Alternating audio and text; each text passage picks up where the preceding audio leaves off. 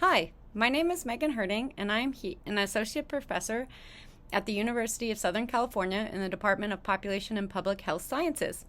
My job today is to help you understand the contextualization of the environment in the ABCD study using the linked external data specific to environment and policy. So let's get started.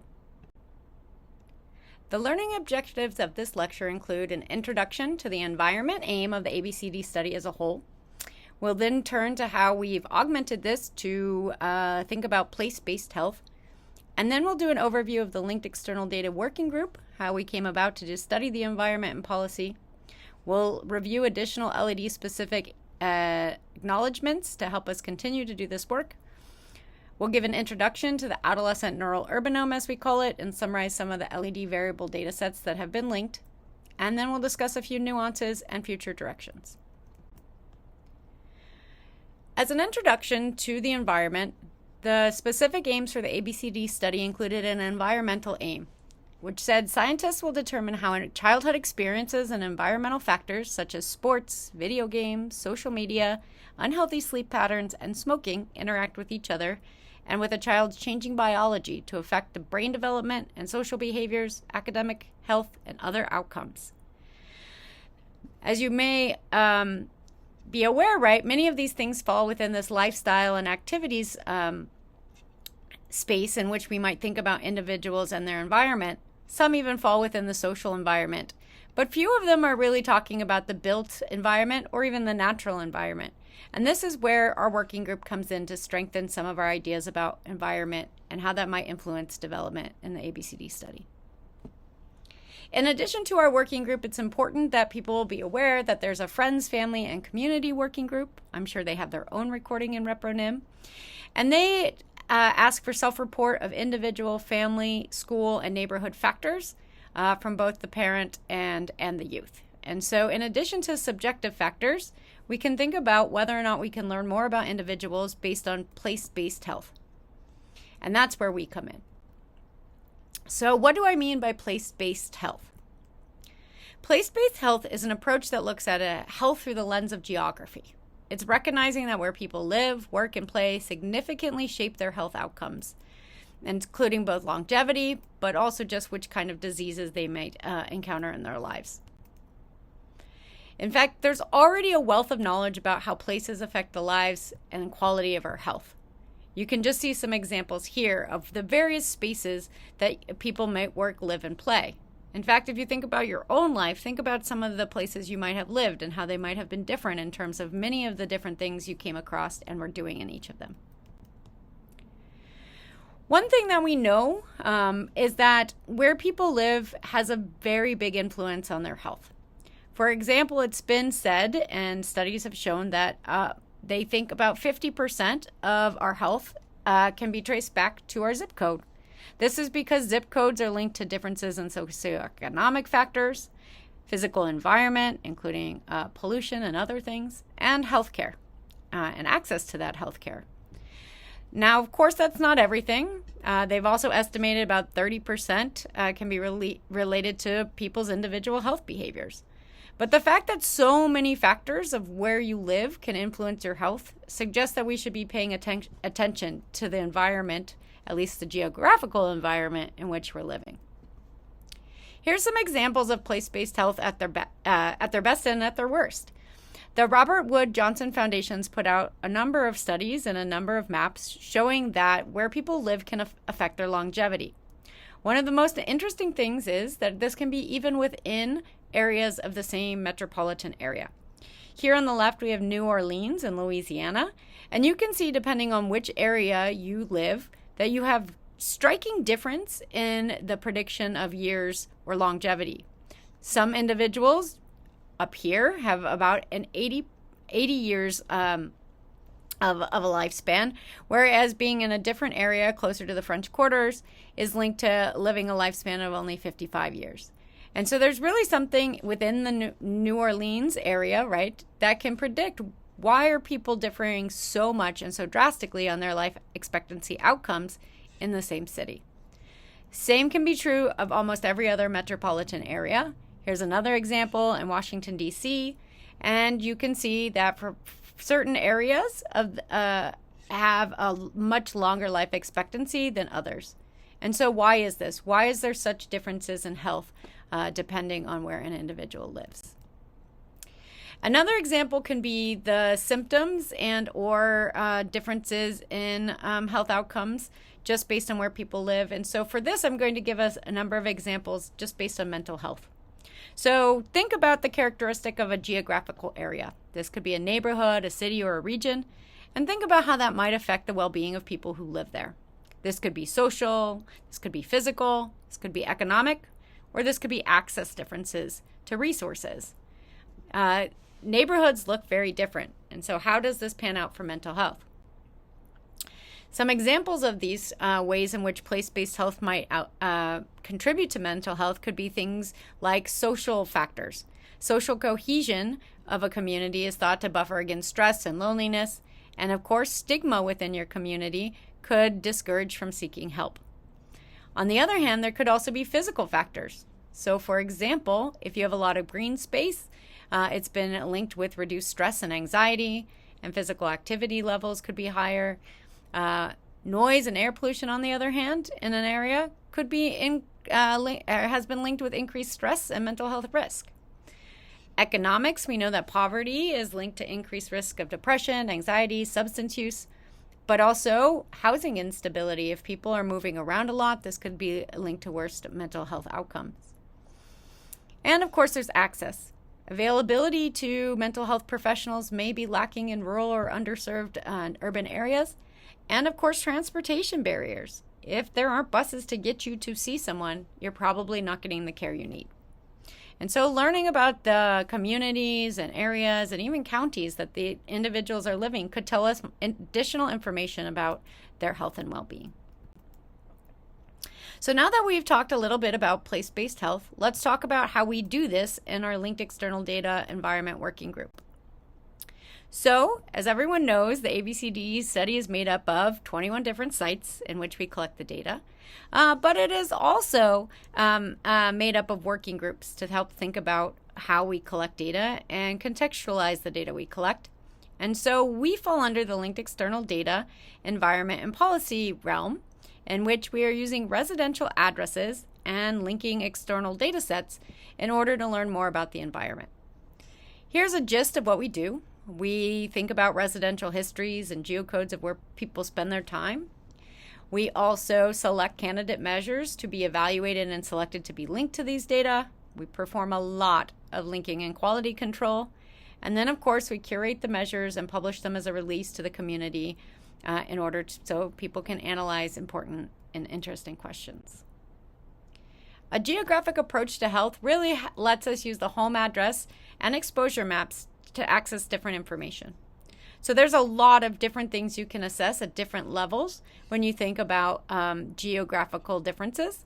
For example, you may have person A and person B here, and so you can see from where they live, they might be in different cities, they might have different natural environments or land usage. They could even be different in whether or not they're in an urban area or a rural area. And so linking this information can contextualize those neighborhoods and or census tracts that individuals fall within. So our working group does this together through lots of effort. Myself and Dr. Cardenas Enyiguez at USC are co-chairs of this working group. We also have a number of full members that come to meetings to discuss these things and help advise on the next steps.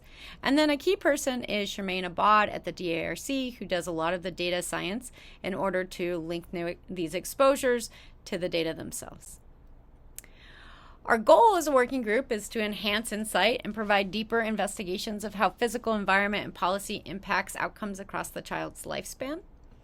And so we do this by compiling address histories, and we think about when people have moved, where people have moved, as well as the percentage of time they may split between even multiple homes.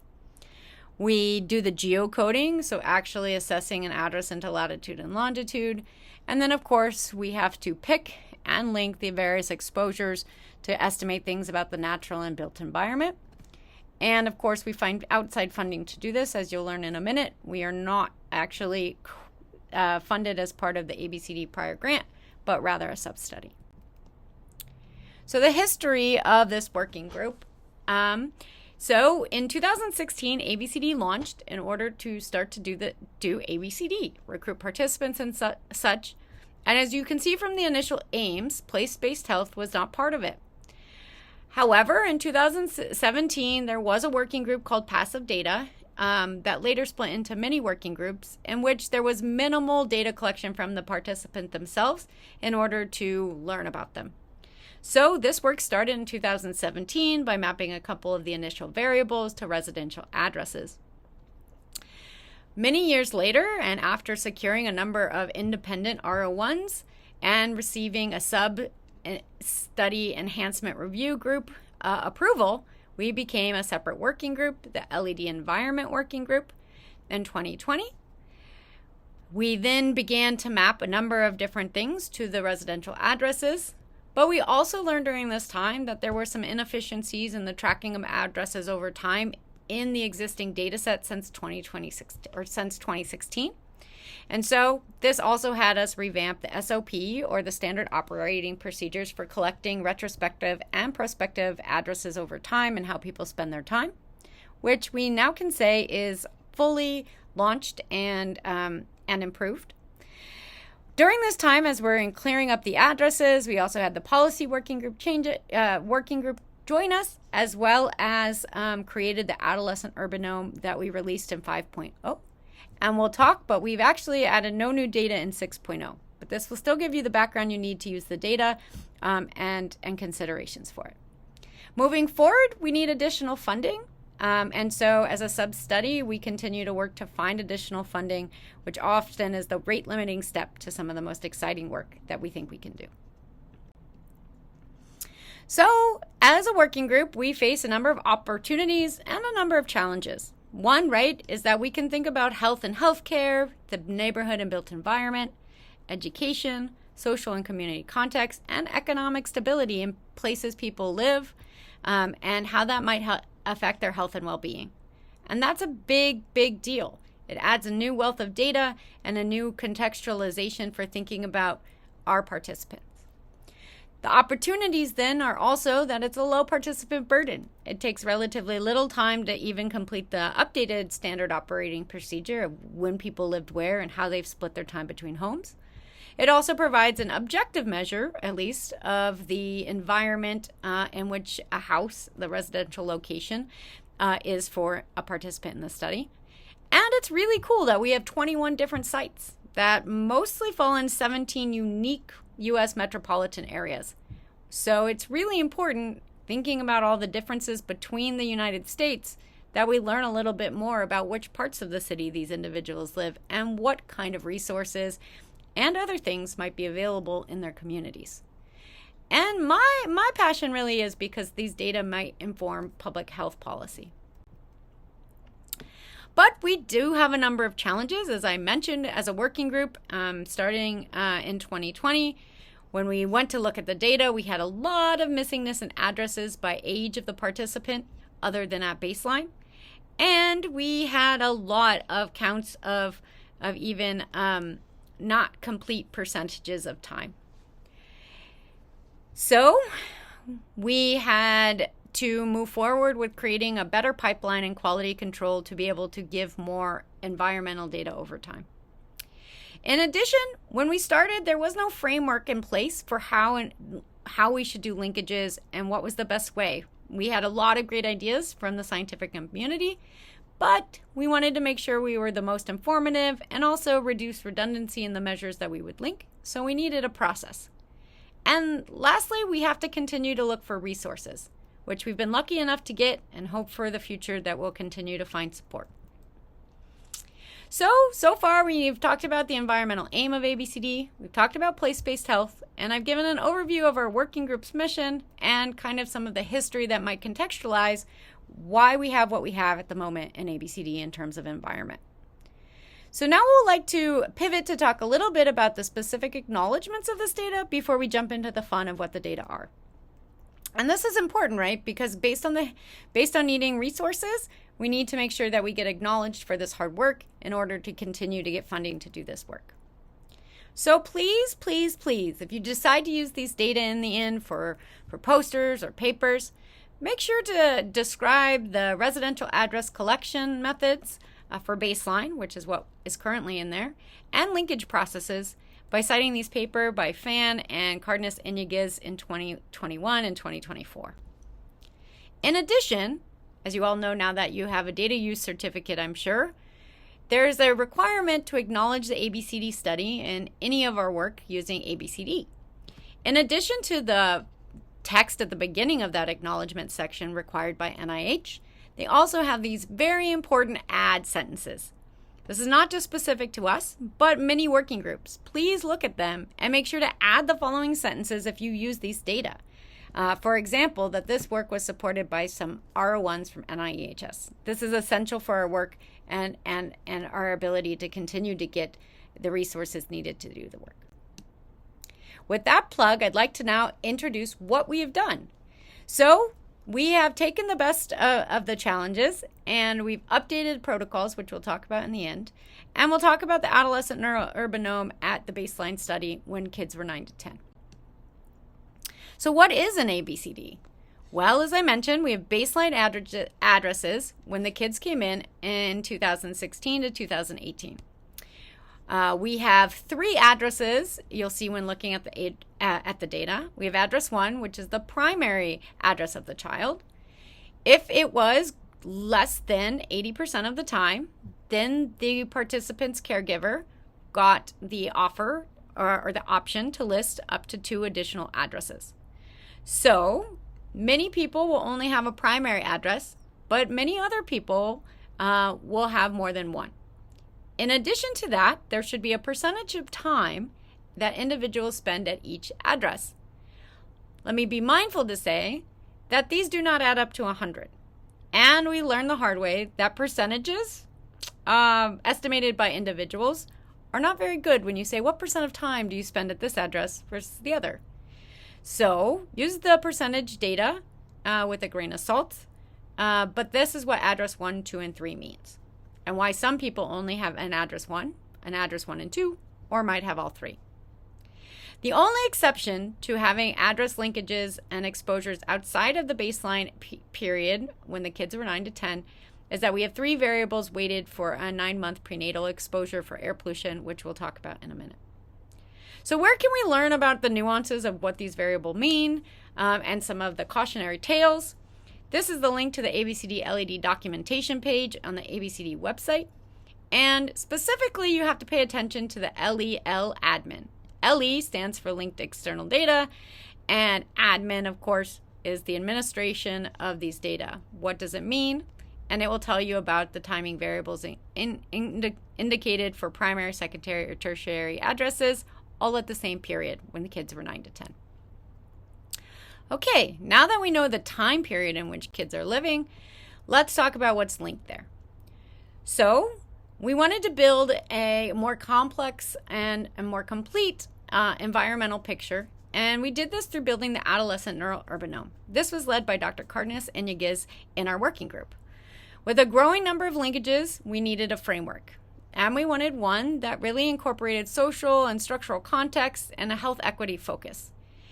So we've built off some of the key themes of the exposome. For those of you that might not be aware, the exposome is just a framework to describe the social and environmental factors and how they, as a whole, impact health. In contrast to the genome, the exposome largely considers chemical, physical exposures, and even social factors that might map on to an individual's health. Now, of course, there's many omes, if you will. There's now a socio-exposome, considering the broader social, psychological, and environmental factors. And in this case, we went with the adolescent neurourbanome because there was the dynamics that are more likely to emerge in an urban setting. Traffic patterns, and infrastructure. In fact, in the ABCD study as a whole, 80% of participants are classified as living in an urban area based on their census tract. So what is within this adolescent urbanome framework of what's in their urban environments? You can see about these details in the paper, But we have updated this figure from the paper to have the most reflective of name changes that occur in the 6.0 release. The overall picture of the urbanome includes amenities and services, urbanicity, social factors at the neighborhood level, air pollution, weather and exposures, natural spaces, laws and biases, community health burden, composite measures of some of the more economic-based estimates, and spatial demographic patterns of individuals. So let's get started. Overall, the urbanome also includes these broken down, but they really reflect 70 sets of variables from 40 or more sources. On average, we've prioritized linking things with the temporal coverage that links to when the kids were seen. Baseline visit 2016 to 2018. We also required all sources to have spatial coverage of the entire United States. So we needed to make sure that everyone in the study could be linked to the exposure, and we would aggregate to at least the census tract level in order to protect individuals from being identified. We try to minimize redundancy. So for example, when we started, there was a lot of variables linked to poverty, but it's more important to say what things that are associated with poverty might be the factors driving associations with poverty. And so we've tried to expand and reduce redundant constructs as needed. We've also looked at structural determinants and protective factors and thinking about inequities and highlighting community assets. And of course, all the data that we decided to finally link have been made available, and we have all of that at an OSF for those who may want to link similar data sets to other samples. Now, before I get started and acknowledging credit where credit is due, all of these exposure maps that are created, that we've compiled and linked to ABCD, are a science in their own right. So each data source we linked requires its own field. Geospatial information science is a wonderful thing. In fact, we have wonderful programs here at USC on this very topic. But it's really important then, if we used even ABCD data that has these linkages, to also acknowledge and give credit to those linkages and the people who made those estimates across the United States. So please be mindful to cite the original data source in your documents, in your methods and your reporting. Let's make sure everybody really gets appreciated for all the hard work at every step of this process. Now, to complicate things more, you're going to have to read the release notes, as well as the article we put out in 2024. And that's because that while we have linked everything to ages 9 to 10 home addresses, these can vary at both space and time for the individuals. So for example, most of the things in our data set in the urbanome are at the census tract level here. This can be broken down from nations to regions to divisions, states and counties, and even further. But you'll have to read the release notes, because each variable can be different at what level we're talking about mapping the exposure to an individual's home. There's also the time component. So not only do we prioritize mapping things that directly overlap with 2016 to 2018, but sometimes that's not possible. And so reading the details of when these estimates were based on is really important. For example, you might be looking at an annual map of air pollution, whereas you could be looking at a 5-year estimate of poverty based on a census tract. It's really important when using these variables to take time to really understand what the space and time profile are of each of them. To complicate things more is the relationship of time to the person. Most of these are based on something that only changes every 5 years, like the American Community Survey or census tract information. However, there are a few variables that are linked to days leading to the visit or even the year prior to the study visit. And so it's very important to be mindful when you both use the data as well as interpret them, to think about space and time of the maps and the people in order to think about what this means for someone's environment. So with that being said, let's talk about some of the linkages. The composite neighborhood measures in ABCD include the Area Deprivation Index, or ADI, the Social Vulnerability Index, or SVI, and the Child Opportunity Index that was created in 2.0. And the Child Opportunity Index has things like health and environment subscores, education, and social economic factors. These are really composite measures of vulnerability or poverty that are very common in the literature. We also have supplemental social vulnerability index data from the Federal Office of Minority Health linked to each address as well. Another category is amenities and services. From the National Neighborhood Data Archive, or NANDA, you can get information about parks, social services, religious and civic organizations, arts and sports organizations, and neighborhood condition subfactors.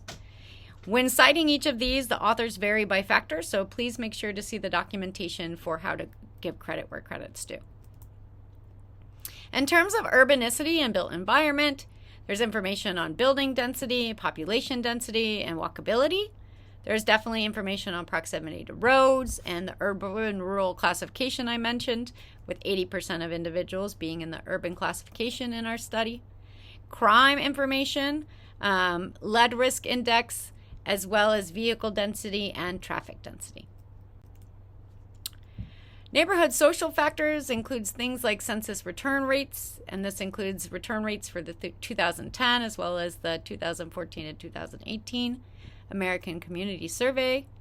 There's been information linked to jobs and job density for areas, rent and mortgage statistics, alcohol outlet density, as well as opportunity zones and investment zones, and an opportunity atlas that tries to get at social mobility of a neighborhood. In terms of air pollution, there are estimates for particulate matter, nitrogen dioxide, and ozone, and then a number of particulate matter components as well.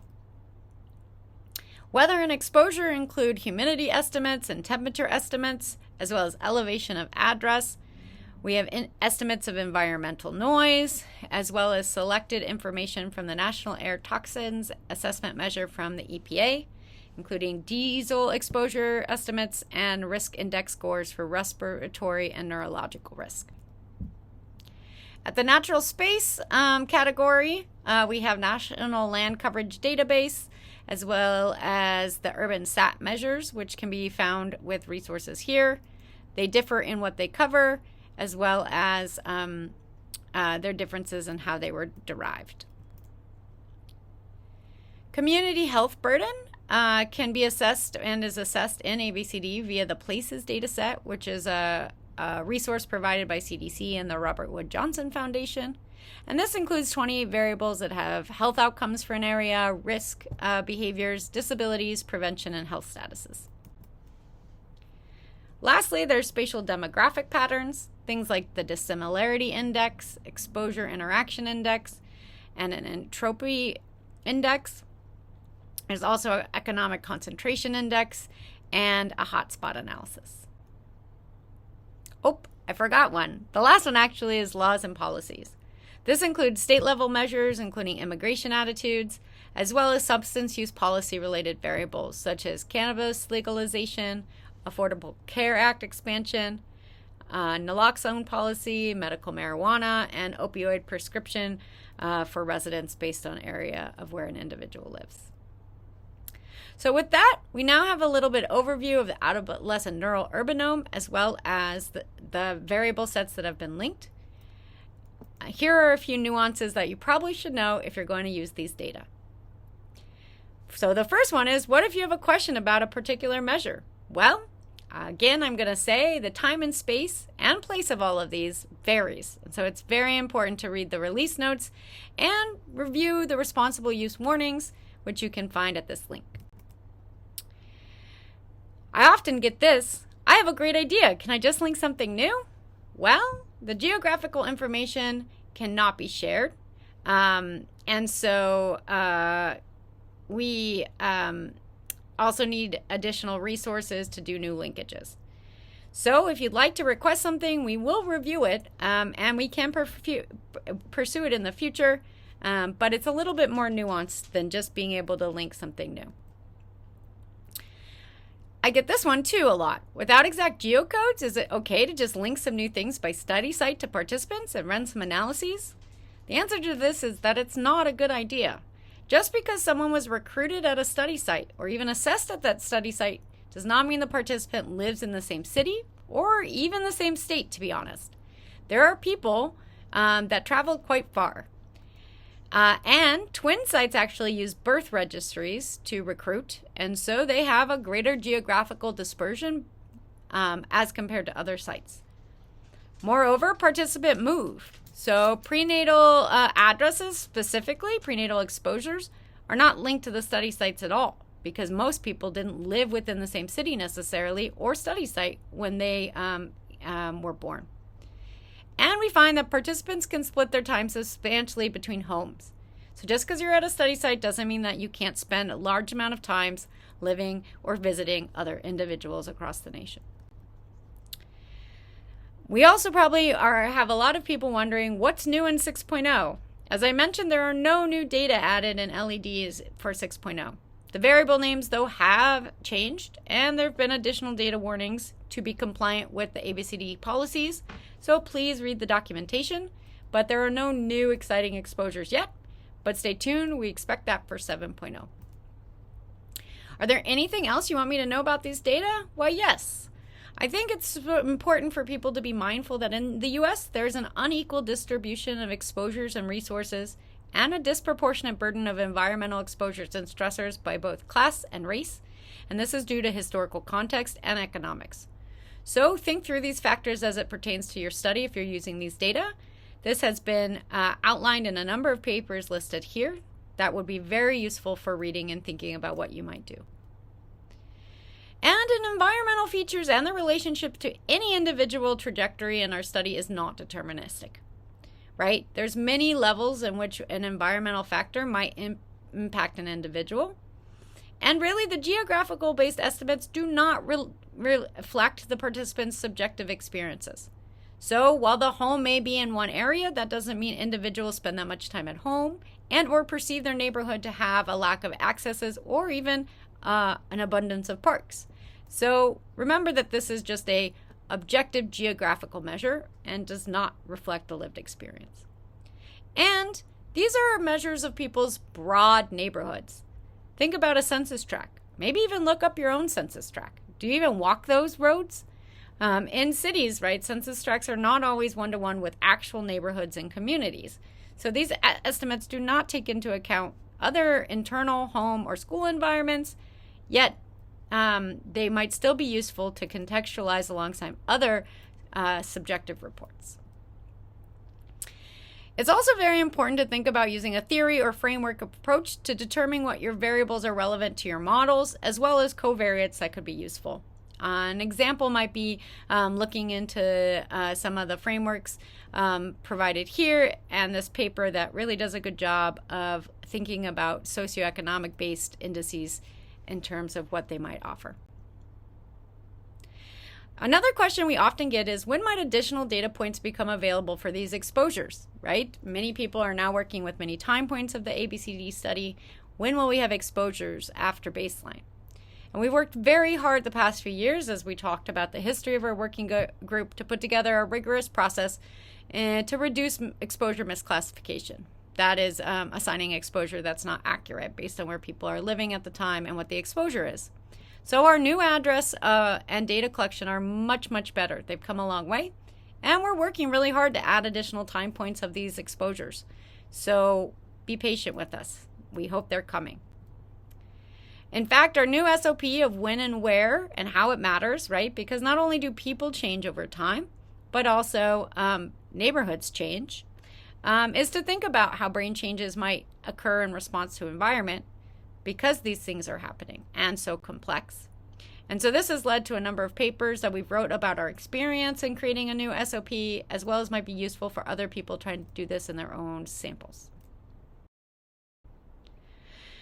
Now, it's really exciting. So far, we know that at least 160 papers have been published using linked external data that we've provided by our working group. And we're really hopeful that you'll also consider using these data to enrich what you might study and what we might learn. Overall, the adolescent neural urbanome provided by this working group allows for environmental context regarding the communities and neighborhoods ABCD participants reside when they were 9 to 10 years old at baseline. It provides additional information beyond the family level to help understand place-based differences in possible health risk and resilience. And many environmental factors that we have linked are modifiable. Findings may improve long-term health outcomes for today's youth through thinking more about precision medicine and public health policy. So that's all I have for you today. Thanks for listening.